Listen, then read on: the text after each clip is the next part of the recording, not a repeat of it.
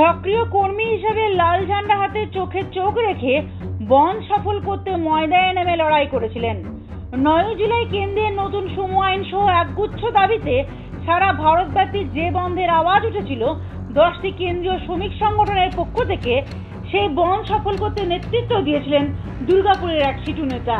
আর তাতেই শাসকের রোষানলে তার রুজি রুটি, এমনই অভিযোগ। স্ট্রাইকে আমি অংশগ্রহণ করি এবং পরের দিন যখন আমি স্ট্রাইক হওয়ার পরের দিন আগামী বিগত 10 তারিখে যখন আমি কারখানায় যাই, কারখানার গেটে ঢোকার পরে সাইকেল স্ট্যান্ডে যে গাড়ি রাখি, তারপরে তৃণমূলের কয়েকজন তারা আইএনটিটিউসি বলে তারা দাবি করছে। আমরা যতটুকু জানি যে এই মুহূর্তে দুর্গাপুরে আইএনটিটিউসি কোনো কারখানাগতভাবে কোনো কমিটি আছে বলে আমাদের জানা নেই, কারণ এখন নতুন করে একটা কোর কমিটি হয়েছে, সেটা আমরা জানি।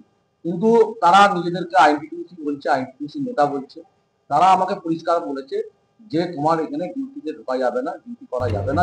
ধর্মঘট সফল করতে প্রবল বৃষ্টিতে সেদিন শিল্পাঞ্চলের যে সমস্ত সিটু কর্মী সমর্থকরা রাস্তায় নেমে প্রতিবাদ করেছিলেন, তাদের নেতৃত্ব দিয়েছিলেন সিপিআইএম এর শ্রমিক সংগঠন সিটুর জেলা সম্পাদক মণ্ডলীর সদস্য সিদ্ধার্থ বসু।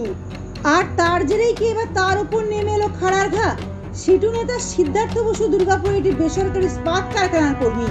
9 জুলাই তিনি ধর্মঘট সফল করতে রাস্তায় নামেন, তাই সেদিন কাজে যোগ দেওয়া হয়নি। সিদ্ধার্থ বাবুর ভয়ানক অভিযোগ, পরের দিন নির্ধারিত সময়ে যখন তিনি কারখানায় কাজে যান, তখন তৃণমূলের কয়েকজন কর্মী তাকে কাজে যোগ দিতে বাধা দেন।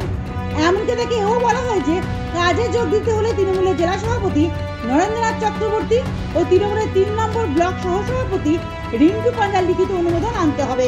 না পর্যন্ত রিন্টু পাজা এবং নরেন্দ্রার সাথে কথা বলে তিনি আমাদের এইখানকার নরেন চক্রবর্তী টিএমসির জেলা সভাপতি, তার নাম ব্যবহার করছেন। তাদের যতক্ষণ না পর্যন্ত ফোন আমাদের কাছে আসছে আপনাকে ঢোকার ব্যাপারে, ততক্ষণ পর্যন্ত আপনাকে এই কারখানায় ঢুকতে দেওয়া যাবে না। রিন্টু পাজা তৃণমূলেরই বলছে, তৃণমূলের নেতা, সে যে বারণ করেছে তাকে ফোন করতে হবে, তাকে ফোন করলে সমস্যাটা মিটে যাবে, এরকমই আমাকে বলেছে। তো আমাকে বার করে দেয়। তারপরের দিন আমি আবার ডিউটি যাই, ডিউটি করার পরে পাঞ্চ করি। আগের দিন পাঞ্চ করতে দেয়নি, পাঞ্চ করে আমি আমার সাইডে কাজে যাই। তারপরে আবার দলবল নিয়ে যায়, গিয়ে আমাকে বলে তোমাকে বাইরে যেতে হবে, তোমার কিন্তু এখানে ডিউটি করা যাবে না। যতক্ষণ না পর্যন্ত রিন্টু পাজা আমাদেরকে জানাচ্ছে, ততক্ষণ পর্যন্ত তুমি ডিউটি করতে হবে না, তুমি রিন্টু পাজার সাথে কথা।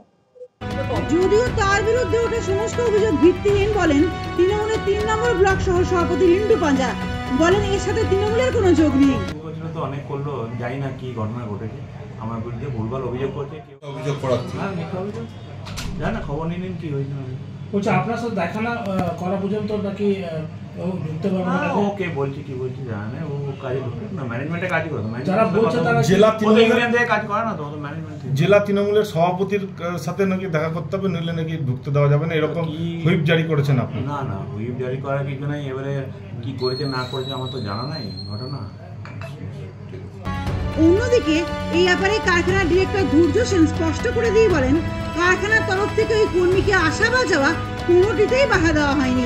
কোনো ঘটনা একটা ঘটেছে, আমার এক শ্রমিক আছেন সিদ্ধার্থ বোস, যিনি কাজে এসেছিলেন, কোনো তার ব্যক্তিগত কারণে উনি বেরিয়ে যান। সঠিক কারণ আমার এখানে জানা নেই।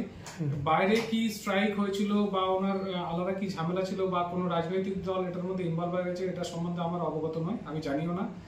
তো ওনার কোনো ব্যক্তিগত ঝামেলা যদি থেকে থাকে সেটার জন্যই উনি বেরিয়ে গেছেন। এটা আমরা এখানে ওনারা আলাদা করে কোনো নোটিশ করা হয়নি।